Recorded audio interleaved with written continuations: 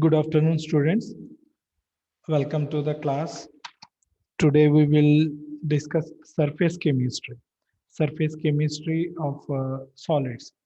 Mostly the surface chemistry involves adsorption. Adsorption of materials on a solid surface. The main objective in learning this topic is to understand what is adsorption, then different terms involved in adsorption. Third, how to calculate the amount of adsorption,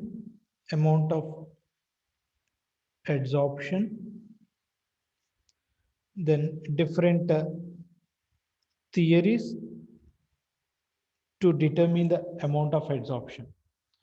Mostly, this topic is useful for identifying the surface area.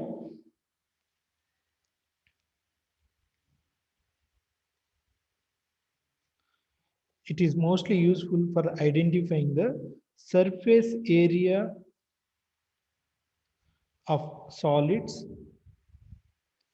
or porous materials.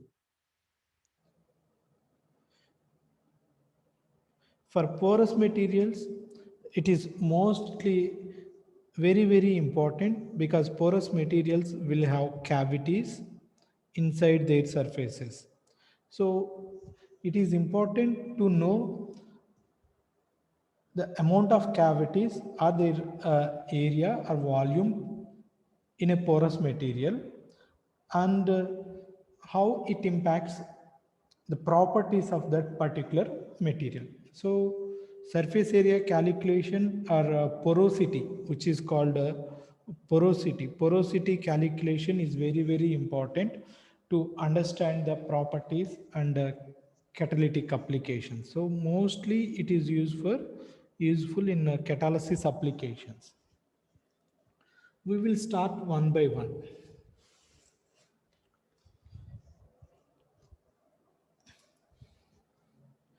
When a when a material, mostly a gas or vapor or liquid, generally we call them as solutes. When these materials are allowed to expose to a solid substance,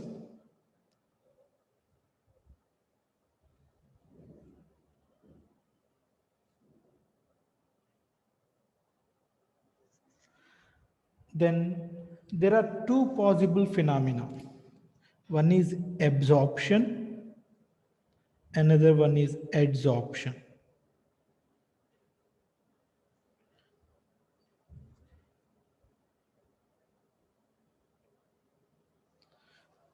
When a solute, that means a gas molecule or a gas compound or a vapor compound or a liquid is allowed to expose it to a solid substance, then there will be two phenomena: absorption and adsorption. What is absorption? The distribution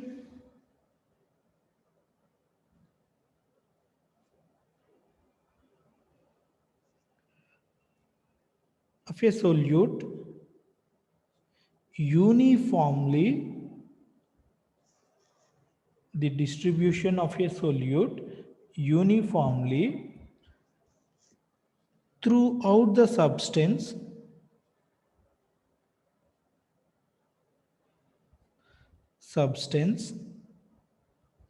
In this case, I am not specifying solid because absorption can also occur on liquid.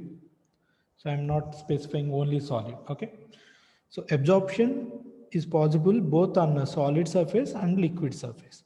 So the distribution of a solute uniformly throughout the substance is called as absorption.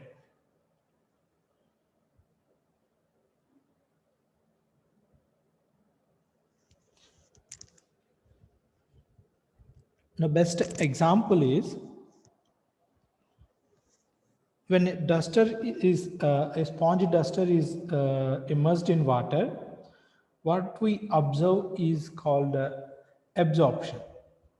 What we call is absorption. Water will be distributed throughout the sponge because on the surface, of course, water will be attached, and in the duster, inside the duster also there are many gaps, spaces, which are called cavities. So there also we will see attachment of water molecules. That is an example for adsorption. No, absorption. What is adsorption? The distribution of a solute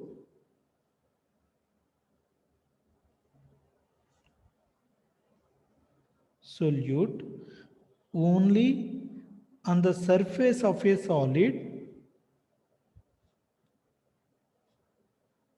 solid is called as adsorption. The distribution of a solute only on the surface of a solid is called adsorption.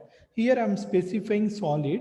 Why? Because adsorption occurs only on the solid surface. Adsorption will not occur on the liquid surface. So I am using this word solid. Now the best example is again uh, duster, sponge duster. When I use sponge duster to clean the blackboard after writing on a blackboard, if I use a duster to clean the blackboard, then what we observe? Attachment of chalk molecules or chalk particles only on the surface of the duster. That is what is called adsorption. So there is a clear difference between absorption and adsorption. Distribution or attachment of solute. Solute means it may be a gas molecule or a vapor or a liquid throughout the substance uniformly is called as absorption, whereas distribution, or we can say attachment of the molecules only on the surface of a solid is called as adsorption. Now, the substance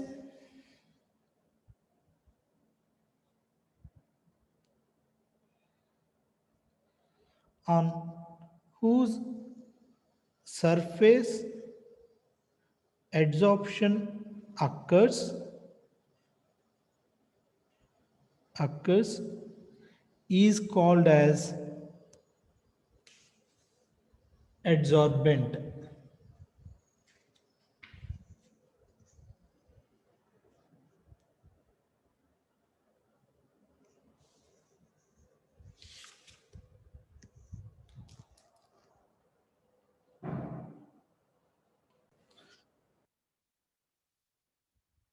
The substance on whose surface adsorption occurs is called as adsorbent.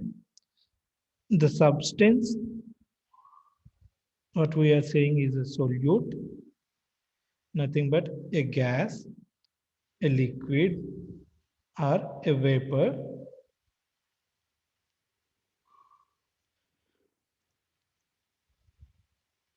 which is undergoing adsorption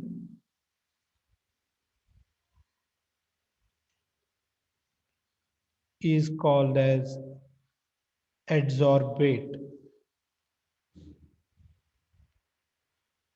Adsorbent means the solid substance on whose surface adsorption is occurring, it is called adsorbent. And the substance which is undergoing adsorption, it is called as adsorbate. There is another term, sorption. Sorption is used to indicate the presence of both absorption and adsorption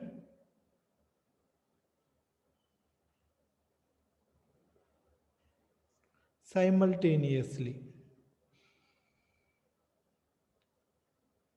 The word sorption is used when both absorption and adsorption occurs simultaneously. Now, there are two categories in adsorption. One is physical adsorption. It is also called as a physisorption. Another one is chemical adsorption.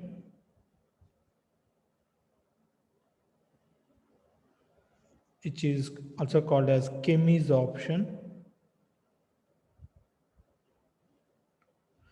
What is physisorption? What is chemisorption? If the adsorption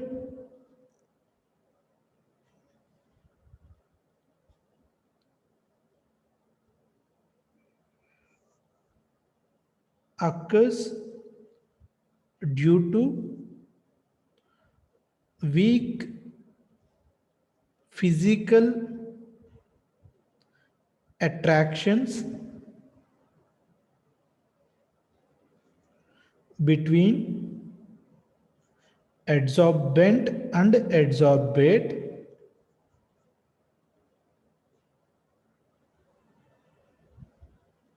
then it is called a physisorption. So here the attraction between the surface and the molecule is purely physical attraction. The best example is van der Waals interactions. Van der Waals interactions. Physical adsorption mostly involves van der Waals attractions. What is chemisorption?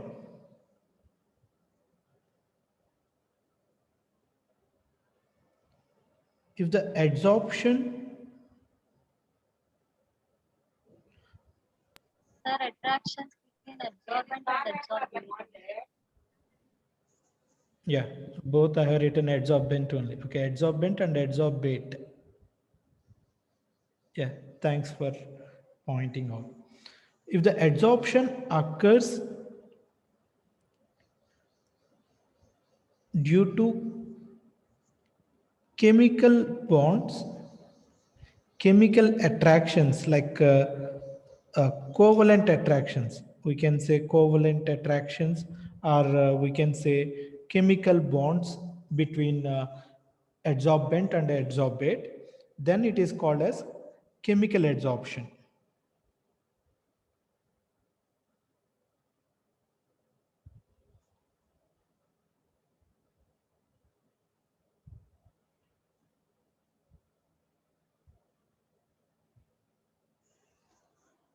The best examples are chemical bonds through covalent bonds, maybe sigma bonds or ionic bonds, then it is called chemisorption.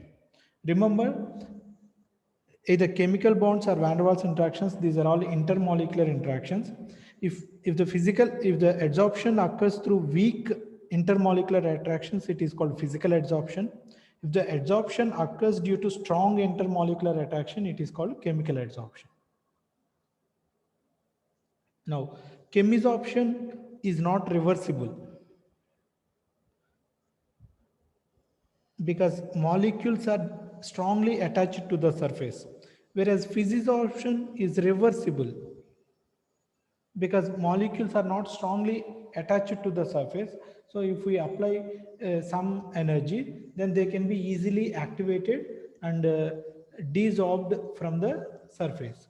So physisorption is reversible, whereas chemisorption is not reversible.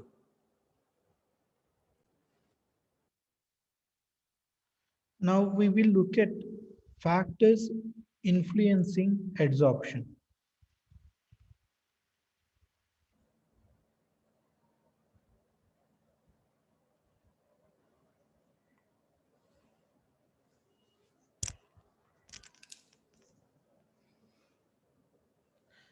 The magnitude of adsorption magnitude or amount of adsorption depends on the following factors.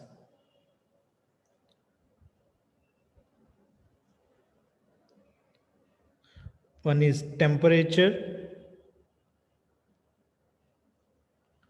pressure,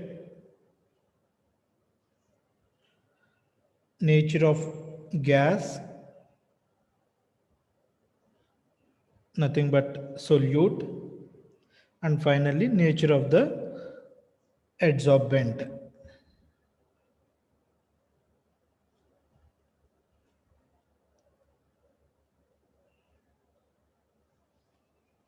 We will look at each and every point.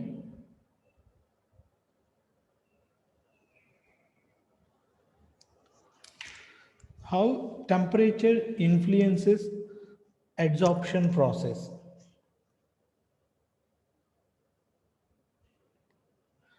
You know, adsorption always involves release of energy, release of heat energy.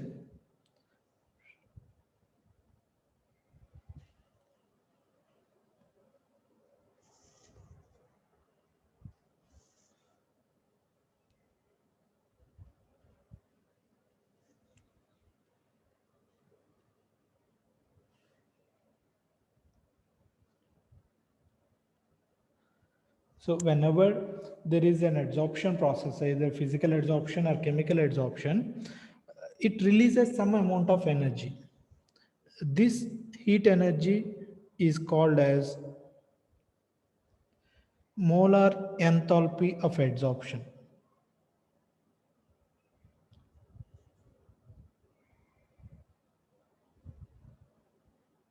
Now, because of adsorption, we can see increase in the temperature of the system because it is an exothermic reaction, right? Release of heat energy is nothing but exothermic reaction. According to Le Chatelier's principle, how a temperature will influence an exothermic reaction.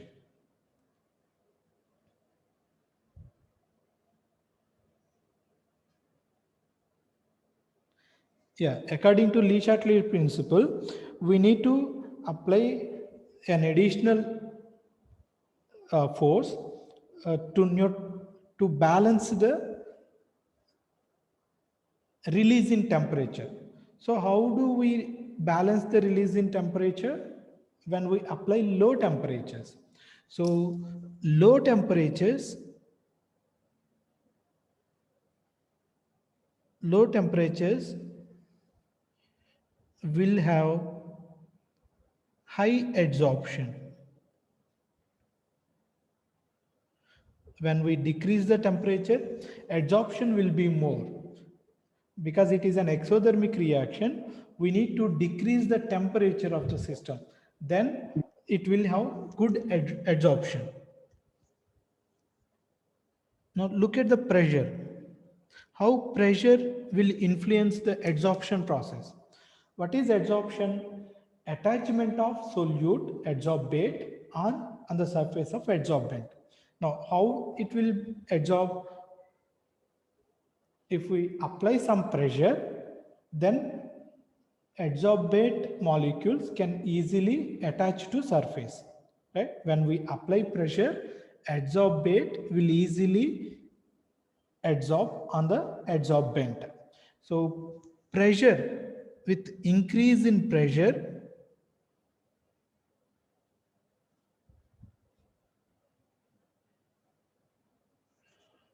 adsorption also increases. Adsorption also increases. With increase in pressure, adsorption increases. Now we look at the third point. Nature of gas or nature of adsorbate. for a good adsorption process, what we need is a good interaction between adsorbate and adsorbent. That means if the intermolecular forces between adsorbent and adsorbate are very good, then we will have good adsorption. So which molecules will have good adsorption? For example, easily liquefiable gases.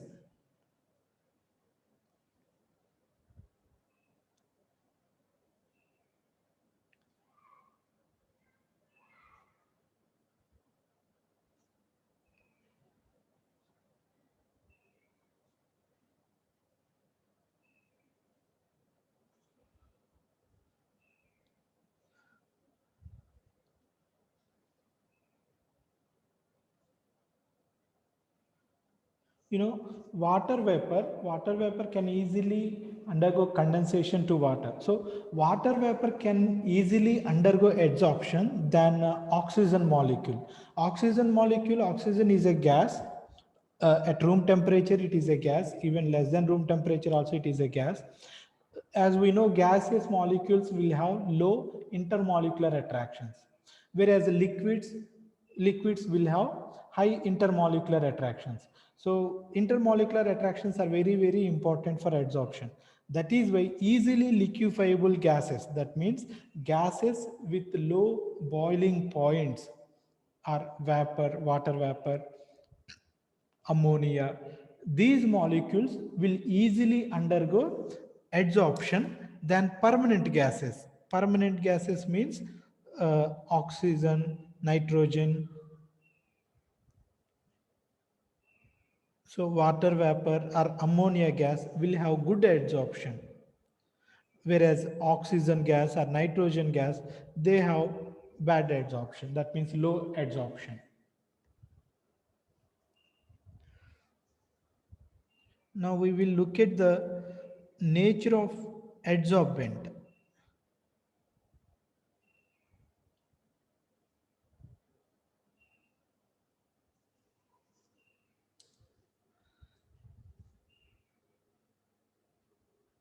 How the surface of a material will influence the adsorption. Basically, it is connected with the surface area.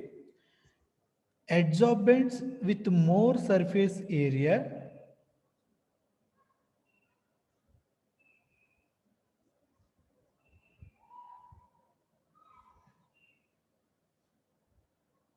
will have high adsorption.